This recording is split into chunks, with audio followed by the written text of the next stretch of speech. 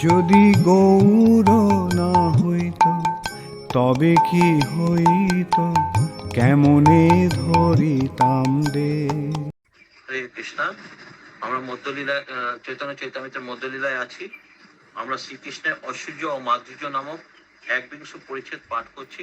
আজকে আমরা শ্লোক সংখ্যা ১০২ থেকে ১১৭ অবধি পাঠ করব। শ্লোক সংখ্যা ১০২। কৃষ্ণেরও মধুর রূপ শুনো সনাতন, কৃষ্ণের মধুর রূপ যে রূপের এক কোণ ডুবায় সে উৎসব ত্রিভুবন, এই রূপের এক কোণ ডুবায় সব ত্রিভুবন, সব প্রাণী করে আকর্ষণ, সব প্রাণী করে আকর্ষণ। সনাতন শ্রীকৃষ্ণের মধুর রূপ কথা শোনো, সেই রূপের এক কণা সমগ্র ত্রিভুবনকে প্রেম সমুদ্রে নিমজ্জিত করে এবং সমস্ত प्राणीদের আকর্ষণ করে। तो यहाँ पे सनातन गोस्वामी को चैतन्य महाप्रभु इससे पहले दिन जो बता रहे थे कि भगवान की समस्त लीलाओं में नर लीला जो भगवान कर रहे हैं वो सबसे श्रेष्ठ है। तो उसी के बारे में अब थोड़ा सा विस्तार से बता रहे हैं कि उनका रूप का जो एक कण है वो समस्त त्रिभुवन को प्रेम समुद्र में डुबा सकते हैं और सब प्राणी को आकर्षण कर सकते हैं।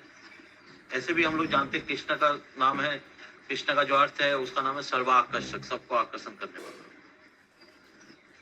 श्लोक नंबर 103।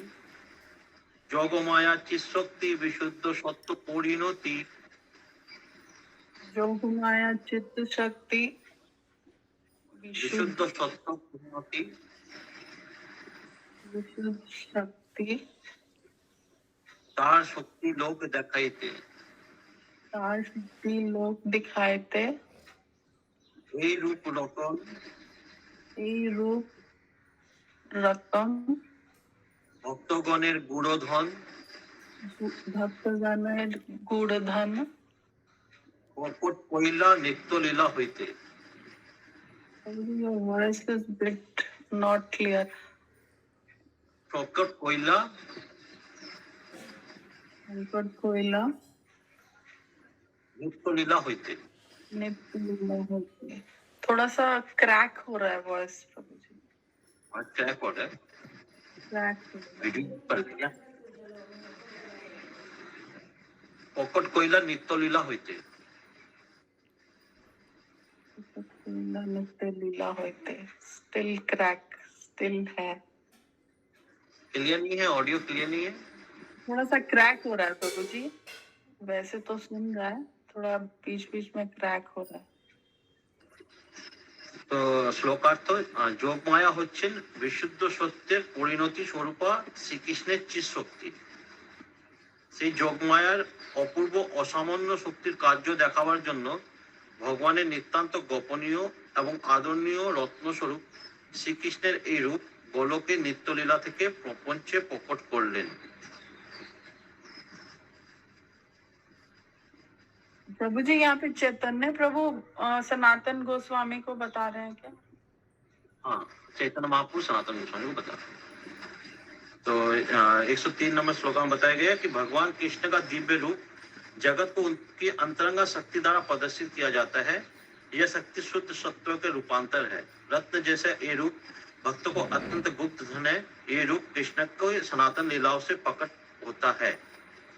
तो ये शुद्ध सत्य जो है उसी का ही रूपांतर है।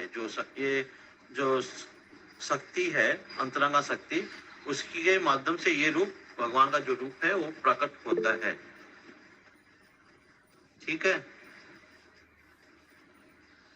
प्रपंच मतलब हो गया ये जड़ जगत, मतलब सनातन धाम से ये लीला यहाँ पे प्रकट होती है, नित्य लीला से। रूप देखी अपना कृष्ण हईल चमत्कार, संगिनी श्यामा माता जी, फिर से बोलिए प्रभु। रूप देखी अपना कृष्णेर हईल चमत्कार, रूप देखी अपना হইল চমৎকার, आस्वादिते मने उठे काम,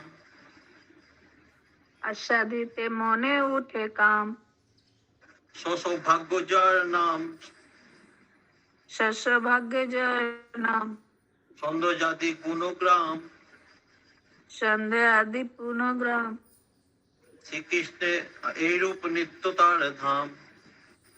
শ্রীকৃষ্ণ এই নিত্য তার ধাম শ্রীকৃষ্ণের রূপ এমনই চমৎকার যে তা দেখে শ্রীকৃষ্ণের বিস্ময় উৎপন্ন হয় এবং তা আস্বাদন করার জন্য কৃষ্ণেরই উৎকণ্ঠা বৃদ্ধি পায়। সমগ্র সৌন্দর্য, জ্ঞান, ঐশ্বর্য, বীর্য, যশ ও বৈরাগ্য শ্রীকৃষ্ণের ছয়টি ঐশ্বর্য। তিনি नित्यकाल তার ঐশ্বর্যে বিরাজ করেন। तो भगवान का रूप ऐसा है कि उस रूप से भगवान खुद भी आकर्षित हो जाते हैं। भगवान अगर अपना रूप देखते हैं तो उससे भगवान खुद भी आकर्षित हो जाते हैं। तो हम लोग जानते हैं भगवान जो शब्द है, भगवान शब्द का जो डेफिनेशन पराशर मुनि ने दिया है उसमें बताया गया कि जिसके अंदर 6 ये गुण पूर्ण मात्रा में उसे भगवान बोला जाता है। जैसे समग्र सौंदर्य, समग्र ज्ञान, समग्र ऐश्वर्य, समग्र वीर्य, समग्र यश और समग्र वैराग्य। শ্রীকৃষ্ণের ভূ লীলা রয়েছে, তার মধ্যে তার গোলক বৃন্দাবন লীলা, গোকুল লীলা সর্বোত্তম। তাছাড়াও বাসুদেব, শঙ্কর্ষণ, প্রদ্যুম্ন এবং অনিরুদ্ধ রূপে বৈকুণ্ঠে তার লীলা রয়েছে। কারণারূপে সাহেব প্রভৃতি পুরুষোত্তম লীলা রয়েছে। মৎস্য কুর্মাদি নৈমিত্তিক লীলা রয়েছে। বর্মাসিক আদি গুণাবতার লীলা রয়েছে। পৃথু বেশাদি আবেশাত্তা লীলা রয়েছে। সবিশেষ পরমাত্মাদি লীলা রয়েছে। निर्विशेष कर्म प्रवृत्ति लीला रहे छे। तो हम लोग पढ़े हैं भगवान के जो 6 अवतार के बारे में, लीला अवतार, मनवंतर अवतार, गुना अवतार, आवेश अवतार। तो सब लीलाओं में जो भगवान की गोलोक वृंदावन लीला है वो सर्वोत्तम है। निरपेक्षভাবে সমস্ত লীলা বিচার করলে দেখা যায় যা তার নরলীলাই সর্বশ্রেষ্ঠ। যে লীলায় তিনি নরবপু, গোপবেশ, বেণু হস্ত, নবকিশোর ও নটবর। শ্রীকৃষ্ণের স্বরূপ নবলীলা সদৃশ্য, কিন্তু তা কখনো জড় প্রকৃতির নিয়মের নিয়ন্ত্রণাধীন নয়। শ্রীকৃষ্ণের অপূর্ব সৌন্দর্য তার পরম ধাম গোকুলে প্রকাশিত। তার নিচে পর্বম বা বৈকুণ্ঠ লোক, আর তার নিচে মায়িক জগৎ বা দেবী ধাম। শ্রীকৃষ্ণের সৌন্দর্যের এক কন্যা এই ত্রিভুবনকে ডুবিয়ে দিতে সমর্থ।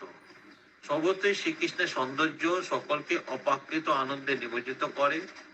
পর্বম বা বৈকুণ্ঠে চিশক্তি রূপম যোগমায়ার অবস্থিতি নেই। তিনি কেবল পরম ধাম গোলোক বৃন্দাবনে কার্য করেন। এবং শ্রীকৃষ্ণ যখন তার অগণিত ভক্তদের আনন্দ দান করার জন্য এই জগতে অবতরণ করেন, তখন তিনি কৃষ্ণের কার্যলীলা প্রকট করেন। শ্রীকৃষ্ণের সেই সমস্ত লীলাবিলাস গোলোক বৃন্দাবনেরই অবিকল প্রতিরূপ ভৌম বৃন্দাবনে প্রকাশিত হয়। तो यहाँ पे बताया जा रहा है कि भगवान की जो नर लीला है, जो गोप वेश में भगवान रहते हैं, वो लीला जो है, हाथ में बांसुरी है, नव किशोर नटवर है, वो जो रूप है भगवान का, वो सबसे मतलब आकर्षक और सबसे सुंदर रूप है भगवान का। और ये जो सौंदर्य है ये गोलोक गोकुल धाम में ही खाली प्रकाशित होता है। तो 3 आप लोग इससे पहले पढ़े हैं, 3 धाम है। एक भूति जगत जो है जिसको देवी धाम बोला गया है, उसके ऊपर वैकुंठ जगत है जिसको परबम बोला गया है, और उसके ऊपर भगवान का खुद का आवास जो गोलोक वृंदावन है या गोकुल धाम है वो है। तो गोकुल धाम में भगवान का जो रूप है वो सबसे ज्यादा सुंदर और सबसे ज्यादा आकर्षक रूप से प्रकाशित होता है, और उससे थोड़ा सा कम प्रकाशित होता है परबम व वैकुंठ में, और उससे थोड़ा कम प्रकाशित होता है जो माया देवी धाम है या भूति जगत है। और यहाँ पे एक चीज और भी बताया गया है कि ये जोग माया जो है, भगवान की जो शक्ति जोग माया काम करती है, वो मेन काम करती है गोकुल में। मतलब वैकुंठ में भी वो काम नहीं कर रही है। वो पूरा जो लीला भगवान का हो रहा है, जो भी भगवान लीला कर रहे हैं वो गोकुल में ही कर रहे हैं, गोलोक में ही कर रहे हैं। तो वो लीला सबसे ज्यादा आकर्षित हम लोग को करती है, भक्तों को आकर्षित करती है। किसी को कोई सवाल है तो बोलिएगा। हरे कृष्णा प्रभु जी, हरे कृष्णा। हरे कृष्णा। प्रभु जी, हरि धाम और परम धाम एक ही है दोनों? हाँ, हरिधाम एक्चुअली में कॉमन वर्ड हो गया हरिधाम। हरिधाम कॉमन वर्ड हो गया, और जैसे हरिधाम में दोनों ही आ गए, बैकुंठ भी आ गए और गोलोक भी आ गए। हरिधाम में प्रभु जी, हरिधाम है, बैकुंठ लोक और परम धाम तीनों एक ही है। एक नहीं है माता जी, तीनों का अलग अलग स्तर है। जैसे बैकुंठ धाम जो है वो अपन लोग के जो चार्ट अपन लोग देखे हैं, बैकुंठ धाम थोड़ा नीचे आता है और गोलोक सबसे ऊपर आता है। गोलोक धाम सबसे ऊपर है। हरिधाम कहाँ बोला गया है? यहाँ पे बोला गया है कहीं पे? हरिधाम, हरिधाम ब्रैकेट पे बैकुंठ लोक प्रभु जी। कहाँ पे ये तात्पर्य में बोला गया है? हाँ प्रभु जी, ये तीनों लोकों, गोकुल वृंदावन, हरिधाम ब्रैकेट में बैकुंठ लोक तथा देवी धाम भौतिक जगत। तो हरिधाम जो है वो बैकुंठ लोक को बोला गया है। और परम धाम भी प्रभु हरिधाम को ही बोला गया। कौन सा? परम धाम, परम धाम आप बोले ना, हरिधाम परम धाम। नहीं, परम तीन भगवान के जो स्तर है, बैकुंठ है और परम जो धाम है वो तो गोलोक वृंदावन ही है। गोलोक वृंदावन तो बैकुंठ से बहुत ऊपर। अच्छा, परम धाम गोलोक वृंदावन ही है, ठीक है। वो सबसे ऊपर सबसे और ऊपर उससे है नीचे परम धाम। धाम। एक्चुअली आध्यात्मिक जगत में सब धाम अगर देखा जाए तो मतलब वैसे कोई फर्क नहीं है, सभी बैकुंठ में भी कोई कुंठा नहीं है। जो बैकुंठ में रह रहे हैं उनको कभी भी ये फील नहीं होगा कि मैं बहुत नीचे रह रहा हूँ, ऐसा नहीं है। लेकिन जो गोलोक वृंदावन की जो भगवान की लीला है वो सबसे ज्यादा आकर्षण करने वाली है, क्योंकि वहां पे भगवान क्या है कि एक मित्र के भांति रह रहे हैं, एक सखा के भांति रह रहे हैं, एक प्रेमी के भांति रह रहे हैं। लेकिन बैकुंठ में क्या है, थोड़ा सा संभ्रम वाला स्थिति है, वहां थोड़ा दास और प्रभु वाला स्थिति है। लेकिन इसीलिए गोलोक वृंदावन का जो लीला है उसको सर्वश्रेष्ठ माना गया है, क्योंकि वहां पे भगवान का जो रूप है वो सबसे ज्यादा प्रकाशित हो रहा है। सबसे सुंदर रूप में भगवान वहां पे अपने आप को प्रकाशित कर रहे हैं। और नारायण रूप में भगवान का जो रूप है वो थोड़ा कम, उससे कम सौंदर्य है, थोड़ा सा कम। ठीक है माता जी।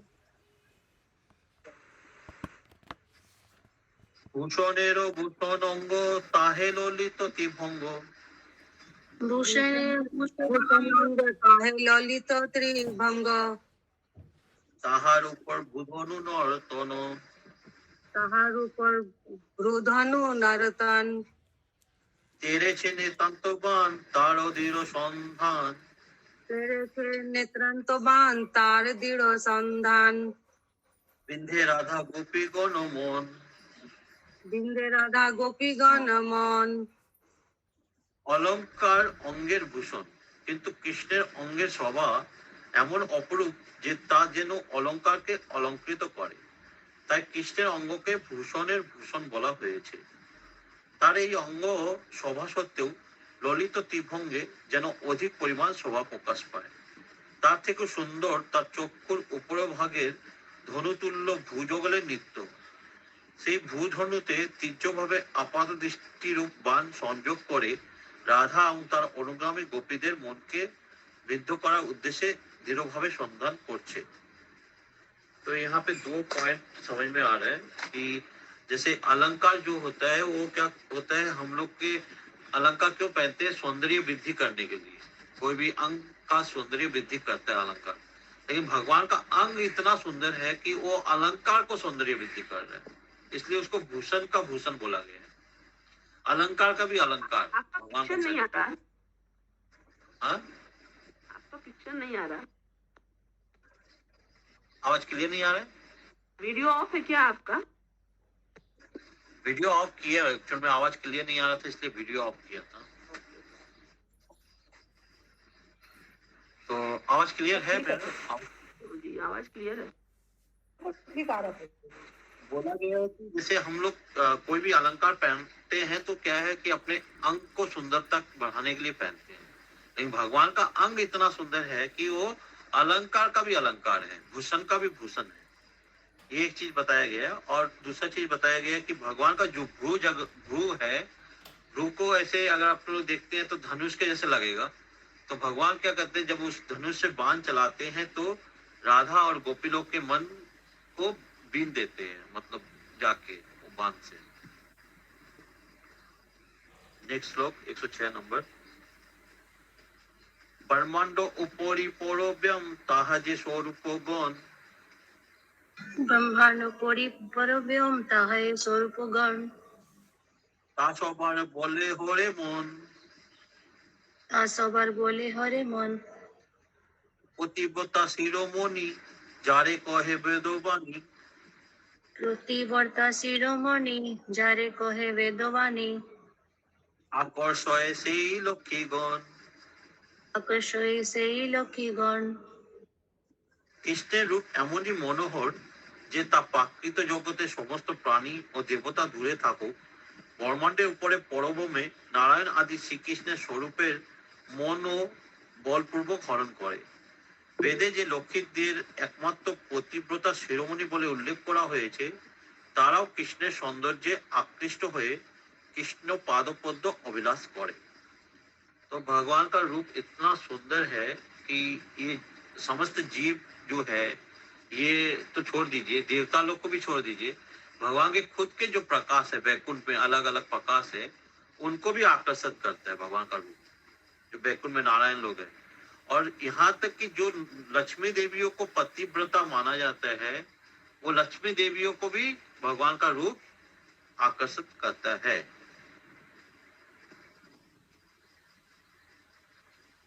अच्छा, कहीं पे उदाहरण आता है लक्ष्मी देवी का मन भी भगवान कृष्ण से आकर्षित होता है? कोई उदाहरण?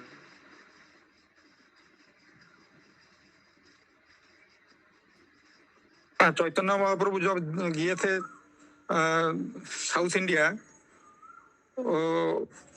गोपाल भट्ट गोस्वामी उनका जो पिताजी थे उसका साथ जो बातचीत हुआ था, उस टाइम में ये डिस्कशन में आया था जो लक्ष्मी देवी का भी मन आकर्षण हुआ था गोलोक में जाने के लिए, और इसलिए तो तपस्या भी अभी भी बैठे हैं। वही भगवान उनको छेड़ने के लिए बोल रहे थे। एक्चुअली वो लोग तो लक्ष्मी नारायण का पूजा करते हैं, तो भगवान को छेड़ने के लिए बोल रहे थे तुम्हारी लक्ष्मी तो इतनी पतिव्रता है, तो वो कृष्ण के रूप से क्यों आकर्षित हो गई। तो वो कृष्ण फिर वो तपस्या भी की, भगवान की रासलीला में प्रवेश करने के लिए लक्ष्मी देवी ने तपस्या भी की कि भगवान का जो कृष्ण का रूप है, कृष्ण का रूप इतना आकर्षित है, तो वो रूप का रस आस्वादन करने के लिए और रासलीला में प्रवेश करने के लिए लक्ष्मी देवी ने तपस्या भी किया। तो इससे पता चल रहा है कि लक्ष्मी लोग भी भगवान के कृष्ण के स्वरूप को पाने के लिए मतलब लालायित रहती है। हालांकि वो पतिव्रता नारी है, सबसे बड़ी पतिव्रता बोला गया वेदों के हिसाब से, तो वो भी कृष्ण के स्वरूप से आकर्षित रहती है। इस उदाहरण से हमको पता चलता है। ब्रह्म संहिता में भी तो है लक्ष्मी कुछ लिख के भेजा चैट बॉक्स में, राहुल प्रभु ने कुछ लिख के भेजा चैट बॉक्स में, मेरे चला गया लक्ष्मी देवी के बारे में। लक्ष्मी देवी भी रासलीला में प्रवेश करना चाहती थी, कृष्ण के रासलीला में। নিজ সম সখা সঙ্গে গগন চারণ রঙ্গে। हरे कृष्णा प्रभु हरे जी। कृष्णा प्रभु, आप श्लोक स्किप कर गए, 107 होगा। अच्छा, प्रभु जी एक क्वेश्चन इधर है, जो परमब्रह्म बोला कि जड़ जगत का ऊपर में है, ब्रह्मांड का ऊपर है, ऐसे कुछ बोला ना। हाँ, परब्रह्म बोला गया वैकुंठ को। हाँ, परमब्रह्म बोला कि वैकुंठ को, लेकिन वो जड़ जगत का ऊपर है, ब्रह्मांड का ऊपर है। ब्रह्मांड तो बाहर है एकदम, ब्रह्मांड के बाद तो बिरजा नदी, उसके ऊपर आध्यात्मिक जगह शुरू होता है। हाँ, लेकिन ऊपर जो वर्ड यूज किया गया उस श्लोक में थोड़ा देखिए तो ऊपर बोला ना, तो ये ब्रह्मांड तो गोल है, तो उसका ऊपर मतलब कैसे ऊपर, और तो कोई भी साइड में, चारों साइड में माने 10 साइड में ही तो ऊपर हम लोग कहाँ भी रह सकते हैं, तो ऊपर कैसे उसको देखेंगे। ब्रह्मांड कैसे निकलता है प्रभु? ब्रह्मांड निकलता है, भगवान का जो लोमकूप है उससे एक एक ब्रह्मांड निकल रहा है। तो ब्रह्मांड जो तैर रहा है वो तो कारण समंदर में ही तैर रहा है ना, तो जो ब्रह्मांड के बाहर जो आवरण है, उसके बाहर जो है उसको तो पूरा वैकुंठ ही है। उसका मतलब 4 साइड में है, 4 साइड में है। हाँ, वैकुंठी जो कारण संबंध में ब्रह्मांड दे रहा है, तो ब्रह्मांड के बाहर जो भी ब्रह्मांड का जो सीमा है, जो 7 जो स्तर है, उसके बाहर जब जाएंगे, बिरजा को पार करेंगे, तो वैकुंठ आएगा ही, वो आपके कोई भी साइड से निकले। ठीक है प्रभु? ओके प्रभु, हरे कृष्ण। अरे 107 नंबर। चोरी गोपी मनोरथे मनमथेर मनोमथे षणमति मनमति मनमथेर मनोमथे मनमथेर मनमथेर नाम धरे मदन मोहन नाम धरे मदन मोहन जिनी पंच सरदर्प जिनी पंच दर्प स्वयं नव कंदर्प स्वयं नव गंधर्व रास करे लइया गोपीगण রাস করে লয়া গোপীগণ। গোপীদের মনরূপ রথে আরোহণ করে কৃষ্ণের তাদের সেবা স্বীকার করে, কন্দর্পের মনোমথন করে মদন মোহন নামে সংগঠিত হন। রূপ রস গন্ধ শব্দ স্পর্শাত্মক পঞ্চবাণের অধীশ্বর মদনের অহংকার পদদলিত করে শ্রীকৃষ্ণ স্বয়ং নব কন্দর্প ব্রজে অপ্রাকৃত নবীন মদন रूपे गोपीদের সঙ্গে रासलीला विलास করেন। तो यहाँ पे बताया गया कि भगवान का एक नाम है मदन मोहन। मदन मतलब क्या हुआ? कामदेव। कामदेव को भी जो मोहित करते हैं ऐसे है भगवान। और यहाँ पे बोला गया पंचसार दर्प, मतलब कामदेव के पास 5 बाण रहते हैं। कौन से 5 बाण रहते हैं? रूप, रस, गंध, शब्द, स्पर्श। ये 5 बाण रहते हैं कामदेव के पास। ये 5 बाणों से हम लोग के 5 इंद्रियों को आकर्षित करते हैं कामदेव। और भगवान क्या है? भगवान उनके भी अहंकार को लज्जित करते हैं। वो मतलब मदन मोहन भी जब भगवान को देखते हैं वो भी लज्जित हो जाते हैं भगवान की सुंदरता के सामने, क्योंकि भगवान स्वयं नव कंदर्प, कंदर्प मतलब होते कामदेव। भगवान स्वयं नव कंदर्प मतलब कामदेव से भी ज्यादा आकर्षित है, तो कामदेव भी मतलब उसके सामने फीके पड़ जाते हैं। নিজ সম সখা সঙ্গে গগন চারণ রঙ্গে নিজে সমশাখা সঙ্গে গোগড় চারণ রঙ্গে বৃন্দাবনে স্বচ্ছন্দ বিহার। हरे कृष्णा प्रभु जी। संत बिहार। हरे कृष्णा प्रभु जी। यहाँ पर आया है कि यदि उन्हें अपने अपूर्व सौंदर्य का बड़ा गुमान है, मतलब किसे बोला जा रहा है? ये गोपियों को कि भगवान को? 107 नंबर में ना।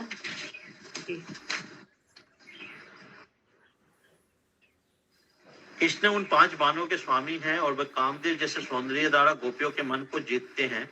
यदा भी उन्हें अपने अपूर्व सौंदर्य का बड़ा गुमान है, मतलब गोपियों को अपने सौंदर्य पे बड़ा गुमान है, लेकिन फिर भी भगवान उनको जीत लेते हैं, गोपियों के मन को जीत लेते हैं, क्योंकि भगवान यहाँ पर गोपियों को बोला जा रहा है ना। ठीक।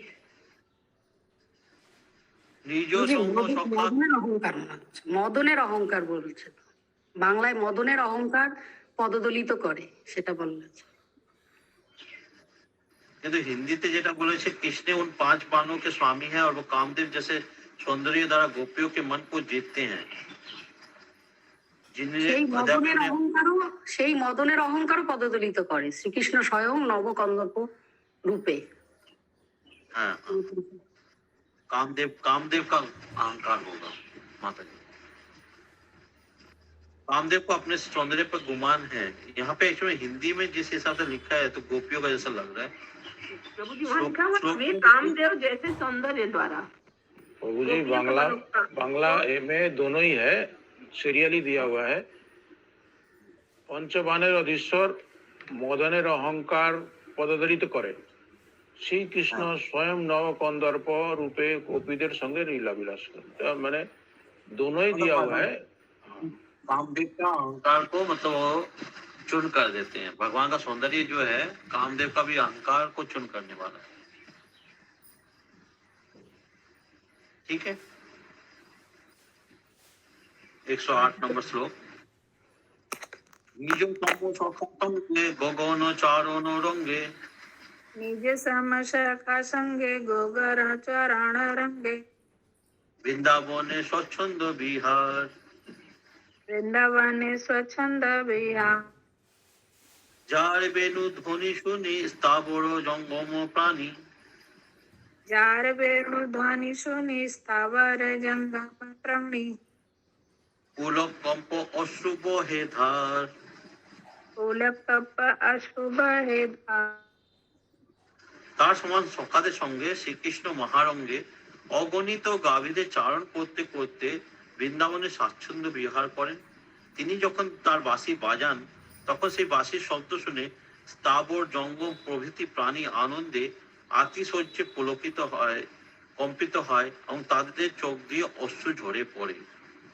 तो गोचार लीला तो हम लोग ने सुना ही है, और भगवान की गाभियों की संख्या भी हमने इससे पहले सुनी है, करोड़ों के ऊपर भी थी, मतलब क्या क्या था वहाँ पे अलग अलग संख्या। तो बहुत सारी गाभी है, तो अगणित गाभियों को भगवान चरा रहे हैं, और भगवान जो बांसुरी बजा रहे हैं तो उससे सबको ही मतलब रोमांचित हो रहे हैं, उनके आंखों में आंसू आ जा रहे हैं, ये बताया गया है। मुक्ताहार बोक पाती इंद्रधनु पिच्छोतति, मुक्ताहार बकपाति इंद्रधनु पिच्छोतति, पीताम्बर बिजली संचार, पीताम्बर बिजुरी संचार, कृष्ण नव जलधर जगत शस्य ऊपर, कृष्ण नव जलधर जगत शश ऊपर, परिचय लीलामृत धार। बरिशय लीलामृत धार। श्री कृष्णेर गलदेशे मुक्तमालार हार शुभ्र बक्षेर मतो शोभा पाए। मतलब कृष्ण का जो हार है, गला में मुक्ता का जो हार है, उसको बताया गया मतलब बतख के जैसे, एक एक बतख के जैसे है वो, एक एक मोती, मतलब बतखों की बगुला की माला जैसे पहनी हुई है भगवान ने। कृष्ण शिरोदेशे मयूर पिच्छो इंद्रधनु मतो शोभा पाए, और भगवान के सर पे जो मयूर पंख है वो इंद्रधनु के जैसे लगता है। और श्री कृष्ण पीतो वसन विद्युतेर मतो, और जो पीला कपड़ा उन्होंने भगवान ने पहना है वो मतलब बादलों से आने वाली बिजली की तरह जैसे लग रही है। श्री कृष्णेर जेनो नव मेघ सदृश्य और गोपीरा जेनो जगते शस्य राशि सदृश्য। সেই শস্য নিচয়ের উপর मेघेर बाड़ी বসনের মতো कृष्ण तार लीलामृत धार বসন करें। तो भगवान को यहाँ बताया गया कि भगवान जैसे बादल की तरह हैं, और गोपियां क्या है, खेत की तरह। नया खेत जब आ रहा है धान या गेहूं का, तो पानी के लिए वो आकर्ष मतलब वेट करती रहती है। जैसे पानी आती है तो लहराने लग जाता है खेत, वैसे ही गोपियां क्या है कि खेत की तरह है, और भगवान बादल की तरह है। भगवान जब कृपा वर्षण करते हैं लीला रूप, तो गोपिया लोग उसको प्राप्त करती है, आनंद को प्राप्त करती है। नई खिली फसलों पर अमृत में लीलाओं का निरंतर बसा होती है, और ऐसा लगता है कि गोपिया कृष्ण से उसी तरह जीवन रश्मियां प्राप्त कर रही है जिस तरह वर्षा से विविध प्रकार की फसलें जीवन प्राप्त करती है। ठीक है। माधुर्य भगवतासार बोझे कइल प्रचार, माधुर्य भक्त রজ করলে প্রচার, তাহা সুখ ব্যাসের নন্দন, তাহা সুখ ব্যাসের নন্দন। স্থানে স্থানে ভাগবতে বর্ণিয়াছে জানাইতে, স্থানে স্থানে ভাগবতে বরিয়াছে জানাইতে, তাহা শুনি মাতে ভক্তগণ, তাহা শুনি মাতে ভক্তগণ।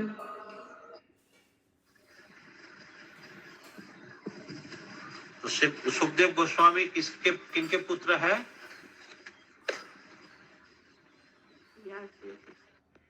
व्यास देव के प्रभु जी। हाँ।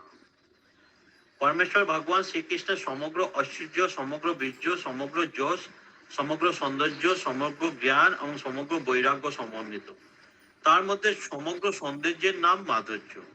তাই সর্বিত ভগবদ্গীতার সার ব্যাসদেবের পুত্র সুখদেব গোস্বামী শ্রীমদ্ ভাগবতে স্থানে স্থানে শ্রীকৃষ্ণের সেই ভোজলীলা বর্ণনা করেছেন, এবং সেই বর্ণনা শুনে ভক্তরা ভগবত প্রেমে উন্মত হন। तो समग्र जो सौंदर्य है भगवान का उसको बोला गया है माधुर्य। वो माधुर्य इतना आकर्षित है कि सुखदेव गोस्वामी ने भागवतम में जगह जगह उनका वर्णना किया है ताकि लोग उससे आकर्षित हो सके। भक्त लोग उससे आकर्षित होते हैं। जो रसिक भक्त है वो भगवान के माधुर्य से बहुत आकर्षित रहते हैं। ऐसे इसीलिए भागवतम को क्या बताया गया है, समस्त वेदों के जो फल है, पका हुआ फल, वो है भागवतम, क्योंकि उसमें भगवान की ये माधुर्य लीलाओं का वर्णन है। और कोई भी वेदों में कहीं पे भी भगवान के माधुर्य की लीला का वर्णन नहीं है जैसा भागवतम में है। কহিতে কৃষ্ণের রসে শ্লোক পড়ে প্রেমাবশে, কহিতে কৃষ্ণ রসে পড়িতে শ্লোক পড়ে প্রেমাবেশে, পড়িতে প্রেমাবেশে, প্রেমে সনাতন হাত ধরি, প্রেমে সনাতন ধার ধরি, গোপী ভাগ্য কৃষ্ণ গুণ, গোপী ভাগ্যে কৃষ্ণগণ, এ করিল বর্ণন, করিল বর্ণন, ভাবাবেশে মথুরা নাগরী, ভাবাবেশে মথুরা নগরী। মথুরা বাসিনীরা ব্রজ গোপীদের অসামান্য সদ্ভাগ্য এবং কৃষ্ণের অলৌকিক গুণ ভাব ভরে যেভাবে বর্ণনা করেছিলেন, শ্রী চৈতন্য মহাপ্রভু কৃষ্ণরস বর্ণনা করতে গিয়ে प्रेमपूर्ण हुए सनातने हाथ धरे प्रेमावेशे श्लोक पढ़लें। तो जैसे भगवान जब मथुरा में रण क्षेत्र में युद्ध कर रहे थे तो सबको भगवान आकर्षित कर रहे थे, तो वहां पे मथुरावासी लोग गोपी की भाग्य की सराहना कर रही थी। गोपी लोग ने कैसा तप किया है कि भगवान के इतने असीम सौंदर्य का रसपान वो लोग सब समय कर रहे थे। तो वही बोलते बोलते महाप्रभु रोमांचित हो गए कृष्ण प्रेम में, और प्रेमावेश में भगवान ने सनातन का हाथ पकड़ के भागवतम का उस श्लोक वर्णन किया जहां पे मथुरावासी लोग भगवान के रूपों के वर्णना कर रहे हैं। तो क्या श्लोक है वो, गोपस्तपा किमाचरना यदुमश्चाश्रूपम, गोपस्तपा किमचारणाय यदमुस्सरूपाम्, लावण्यसारम असमुद्धो अनन्न सिद्धम, लावण्यसारम् असमूर्धम् अनन्यसिद्धम्, दीर्घवी पिबन्ति अनुशव अभिनववधुरापम्, दीर्घभी पिबन्ति अनुशवा अभिनवधुरापम्, एकांत धाम यशस्य श्रिय ऐश्वर्यश्च, एकान्तधाम यशस्य श्रिय ऐश्वर्यस्य। हरे मथुरा कृष्णा। हरे कृष्णा। इससे पहले श्लोक में मथुरा का कौन सा रूप आस्वादन किया था गोपी गण ने? उनके भगवान के रूप का आस्वादन किया था। जब भगवान रण क्षेत्र में युद्ध कर रहे थे, मथुरा वासियों ने भगवान का रूप आस्वादन किया था, तब वो लोग गोपियों का भाग्य की प्रशंसा कर रहे थे कि देखो इतना सुंदर रूप भगवान का, गोपियों लोग सब समय भगवान के इस रूप को आस्वादन कर रहे हैं। उन्होंने क्या कैसा तप किया होगा, कैसा कुछ मतलब पुण्य किया होगा कि भगवान का ये रूप उनको सब समय मिला आस्वादन करने के लिए। हाँ सुमना माता जी कुछ पूछ रही हैं आप? प्रभु कौन सा रण क्षेत्र में भगवान युद्ध कर रहे थे? मलयुद्ध वाला? मथुरा में आप बोले रण क्षेत्र में भगवान युद्ध कर रहे थे, कौन सा रण क्षेत्र? रंगमंच मतलब वो जो अच्छा रंगमंच, अच्छा ठीक है, मलयुद्ध वाला ही तो जो चारू मुष्टिक से कर रहे थे। हाँ हाँ हाँ मलयुद्ध लिखा हुआ है। মথুরার পুরো নারীরা বললেন, আহা ব্রজ গোপী যারা কি তপস্যা করেছেন, সেই ঐশ্বর্য ও যশ সময়ের একান্ত আশ্রয়, দুর্লভ শতসিদ্ধ অসমর্থ সমস্ত সৌন্দর্যের সার স্বরূপ এই শ্রীকৃষ্ণের মুখকমলের অমৃত দ্বারা তাদের নয়ন দ্বারা নিরন্তর পান করেন। এই শ্লোকটি শ্রীমদ্ ভাগবতমের रंगमंचे श्री कृष्ण के दर्शन करे मथुरा वासिनीদের उक्ति। ठीक है, जब रंगमंच में भगवान युद्ध कर रहे थे तो मतलब मथुरा वासिनी जो लोग थी उन लोग ने ये श्लोक बोला था, क्योंकि भगवान का रूप को वहां पे हम लोग पढ़े हैं कि वहां पे जैसा जिसका भाव था भगवान का रूप उसको वैसा ही दर्शन हुआ। वीरों को वीर जैसे लग रहे थे, और जो मथुरा वासिनी जो लोग थी, पूर्ण नारी जो लोग थी, उनको बहुत आकर्षक लग रहा था वो रूप। तो उसीलिए वो उनका भगवान का रूप का प्रशंसा कर रहे हैं कि गोपी लोग का देखो कैसा तप किया होगा गोपी लोग ने, कि इतना सुंदर जो भगवान का रूप है वो सब समय उनको रस पीने के लिए मिल रहा है। हाँ सुमना माता जी बोलिए। प्रभु यहाँ पे स्वयं सिद्ध मतलब क्या हुआ? लास्ट लाइन में लिखा हुआ है वह है स्वयं सिद्ध, चीर नवीन तथा आदित्य है। तो स्वयं सिद्ध का क्या अर्थ हुआ? स्वयं सिद्ध मतलब स्वतः सिद्ध, मतलब वो अपने आप में ही सिद्ध है। जैसे भगवान को बोला गया ना कि उनको अलग से सिद्ध करने का जरूरत नहीं पड़ता है, वो अपने आप में ही सिद्ध है। ओके। स्वतः सिद्ध। तो प्रभु जी ये रंगमंच क्या है? रंगमंच मतलब वो जो युद्ध स्थली जो कंस ने सजाया था, जहाँ पे भगवान ने युद्ध किया था चाणूर मुष्टिक से। वो एक्चुअली खेला के टाइप के, कुश्ती का खेला टाइप का ही था। वो तो भगवान को खेलने के हिसाब से बुलाया गया था, प्लानिंग तो कुछ और था, तो वही उसी को रंगमंच बोला गया। तारुण्य अमृत पारावार तरंग लावण्य सार। তরুণামৃত পারাবার তরং লাবণ্য সার, তাতে সে আবর্ত ভাবোদ্গম। তাতে সে আবর্ত ভাবত গম। বংশীধ্বনি চক্রবাত নারীর মন তৃণবাত। বংশীধ্বনি চক্রবাত নারীর মন তৃণপাত। তাহা ডুবায় না হয় উদ্গম। তাহা ডুবায় না হয় উদ্গম। শ্রীকৃষ্ণের দেহে सौंदर्य तारुण्य रूप अमृत समुद्र तरंगेर मतो। तो भगवान का जो सौंदर्य है वो अमृत के समुद्र में एक तरंग के जैसे है। ताते भावोद्गम होच्छे घूर्णी, उसमें भाव जो है, भाव का जो उद्गम है वो तूफान की तरह, मतलब बवंडर की तरह है। और बंशी ध्वनि होच्छे घूर्णी वायु, उसके अंदर जो बंशी ध्वनि है वायु की तरह है, जो उसमें बवंडर में वायु रहती है एकदम। ताते नारी चित्त तीनों पातेर मतो पड़े गेले और उठते पारे ना। और नारी का जो चित्र है, गोपियों का जो चित्र है, वो क्या है, एक सूक्ष्म 3 पत्ते की जगह है। तो एक पत्ता अगर बवंडर में गिरेगा तो वो फिर उठ पाएगा क्या? वो तो उसी में फंस के रह जाएगा। तो वही यहाँ पे कंपैरिजन किया गया है भगवान का। सखी है कौन तप कइलो गोपीगण। সখী হে কোন তপ কেলো গোপীগণ। कृष्ण रूप सुमाधुरी पीबी पीबी नेत्र भरी। কৃষ্ণ রূপম সুমাধুরী পিপি নেত্র ভরি। শ্লাঘ্য পরে জন্ম তরু মন। শ্লাঘ্য করে জন্ম তনু মন। এ সখী গোপীরা কি তপস্যা করেছে, যার ফলে তাদের চোখ ভরে শ্রীকৃষ্ণের রূপ মাধুরী পান করছে। এভাবে তারা তাদের জন্ম দেহ এবং মনের প্রশংসা করছিলেন। तो वही ये मतलब भगवान बता रहे चैतन्य महाप्रभु, ये मथुरा के जो नारी लोग हैं उनका ये मतलब मानना है कि उनका भाव को प्रकट कर रहे हैं यहाँ पे, कि उनका गोपी लोग कैसा तपस्या किया है कि वो लोग सब समय भगवान के रूप माधुरी का पान कर रहे हैं। उनका जन्म देह और मन की प्रशंसा कर रहे हैं कि उनका जन्म देखो कितना मतलब अच्छा जन्म उनको मिला है गोकुल में, कि भगवान का सब समय संग कर रहे हैं वो लोग।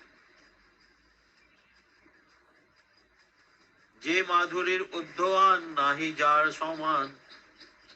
जे माधुरी उद्दघान नहीं करे समाधान। परब्रह्मे स्वरूपेर गणे। परम ब्रह्मे स्वरूपेर गणे। स्वरूपेर बने। जेह सर्व अवतारी। जेह सर्व अवतारी। परब्रह्म अधिकारी। परम ब्रह्म अधिकारी। ये माधुर्य नाही नारायणे। ये माधुर्य नाही नारायण। ব্রজগোপীরা শ্রীকৃষ্ণের যে রূপ মাধুরী আস্বাদন করেছিলেন তা অতুলনীয়, তার সমান বা তার থেকে শ্রেয় আর কোনো মাধুরী নেই। এমনকি শ্রীকৃষ্ণের সমস্ত অবতারে এবং পরব্রহ্মের অধিকারী বৈকুণ্ঠের নারায়ণ পর্যন্ত এই माधुर्य नहीं। तो यहाँ पे बताया जा रहा है कि जो नारायण है वैकुंठ में उनमें भी इतना माधुर्य नहीं है जितना भगवान श्री कृष्ण में है। तभी लक्ष्मी लोग भी भगवान कृष्ण के रूप से आकर्षित रहती है। ताते साक्षी से रोमा नारायण प्रियोतम ताते साक्षी से रमा नारायण प्रियतम पतिव्रता गणेर उपास्या पतिव्रता गरण पश्या ইয় যে মাধুর্য লোভে ছাড়ি সব কাম ভোগে योजे माधुर्य लोभे छाड़ी सब काम भोगे ব্রত করি করিলা তপস্যা व्रत करो कोरिला तपस्या তার সাক্ষী সমস্ত পতিব্রতাদের উপাস্যা নারায়ণের প্রিয়তমা লক্ষ্মী দেবী, যিনি শ্রীকৃষ্ণের মধুর আস্বাদন করার লোভে सबकुछ छेड़े दिए व्रत करे कठोर तपस्या करेছিলেন। तो यहाँ पे बोला गया कि सब पतिव्रता नारियों की उपास्या है नारायण की पत्नी लक्ष्मी देवी। जितनी पतिव्रता नारी है और लक्ष्मी देवी को उपासना करती है, और वही लक्ष्मी देवी क्या हो रही है, भगवान के माधुर्य से इतना आकर्षित है कि वो सब कुछ छोड़ के तपस्या कर रही, कठोर तपस्या, उस माधुर्य रस को पाने के लिए, आस्वादन करने के लिए।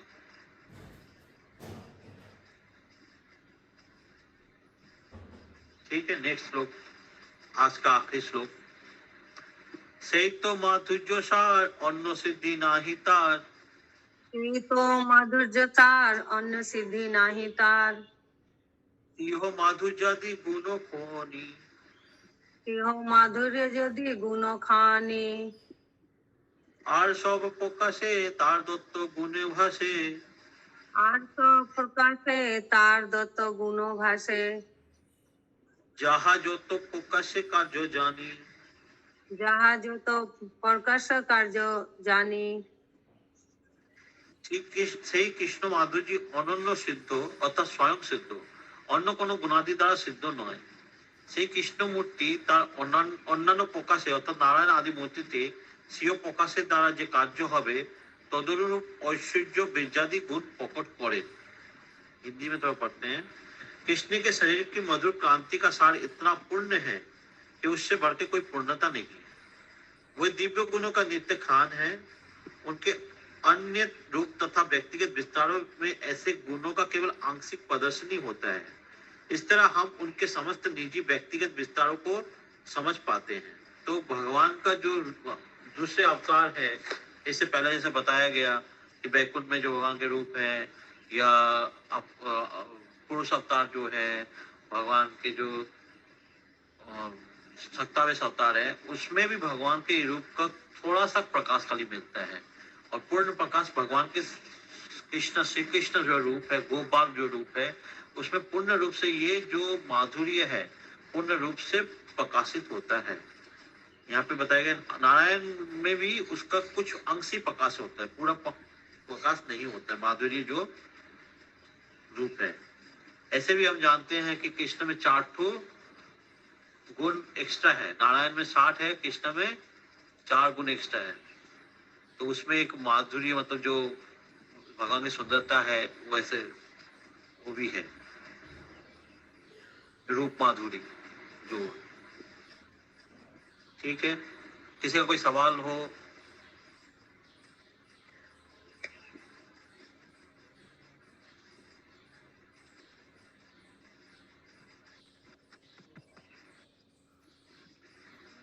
तो आज यहीं पे रखते हैं।